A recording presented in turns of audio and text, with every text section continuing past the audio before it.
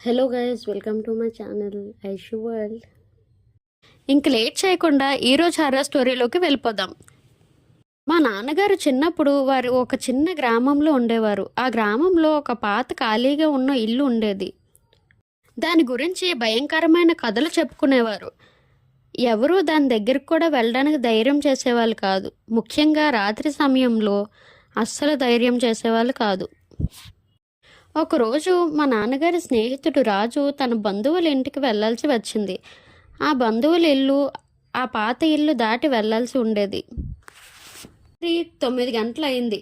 రాజుకు ఒంటరిగా వెళ్ళడానికి భయంగా ఉండడంతో నాన్నగారు మరియు మరో స్నేహితుడు అతని అకంపెనీ చేయడానికి యాక్సెప్ట్ చేశారు. వారు ముగ్గురు పాత ఇల్లు దగ్గరికి వచ్చేసరికి చుట్టుపక్కల గాఢమైన నిశ్శబ్దం, అంతా చాలా సైలెంట్గా ఉంది. అకస్మాత్తుగా ఆ ఖాళీ ఇంటి లోపల నుంచి దీపం వెలుగు కనిపించింది. అది చాలా ప్రకాశవంతంగా, అలాగే మందమైన పసుపు రంగు కాంతితో మెరుస్తుంది. ఆ కిటికీ ద్వారా ఎవరో లోపల నడుస్తున్నట్లు కూడా కనిపించింది. దాన్ని చూసావా అని రాజు భయంతో అన్నాడు. లోపల ఎవరో ఉన్నారు. నాన్నగారు ధైర్యంగా ఉండి, బహుశా ఎవరో బాతాకానికి వచ్చి ఉంటారు అని అన్నారు. కానీ వాళ్ళ హార్ట్ బీట్ చాలా గట్టిగా కొట్టుకున్నాయి. వాళ్ళందరూ ముందుకు నడవడం ప్రారంభించారు. ఆ ఇల్లు దాటేసరికి వారు వెనక్కి తిరిగి చూశారు. ఆ దీపం ఇప్పటికీ అదే జాగాలో ఉంది. కానీ ఇప్పుడు ఆ కిటికీ వద్ద ఒక స్త్రీ ఆ కిటికీ వద్ద నిలబడి ఉంది.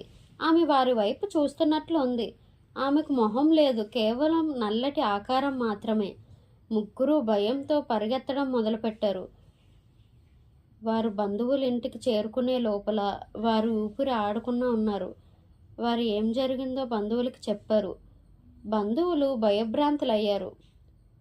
ఆ ఇల్లు ఇప్పటికీ 40 సంవత్సరాలుగా ఖాళీగా ఉంది అని వారు అన్నారు. అక్కడ చివరిగా ఒక వృద్ధ స్త్రీ అక్కడే నివసించేదని, ఆమె తన భర్త మరణించిన తర్వాత ఆమె ఇంట్లో దీపం వెలిగించి కిటికీ వద్ద నిలబడి రాత్రిపూట ప్రయాణికులను చూస్తూ ఉండేదని, ఆమె కూడా చాలా సంవత్సరాల క్రితం మరణించిందని, కానీ కొందరు ఇప్పటికీ ఆమెను ఆ కిటికీ వద్ద చూస్తారు అని చెప్పుకుంటారు.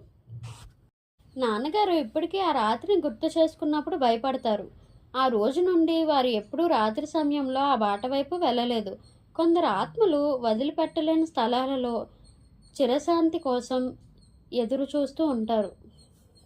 హర్రర్ కంటెంట్ మీకు నచ్చుతుందని అనుకుంటున్నా. నచ్చితే ఈ వీడియోని లైక్ చేయండి.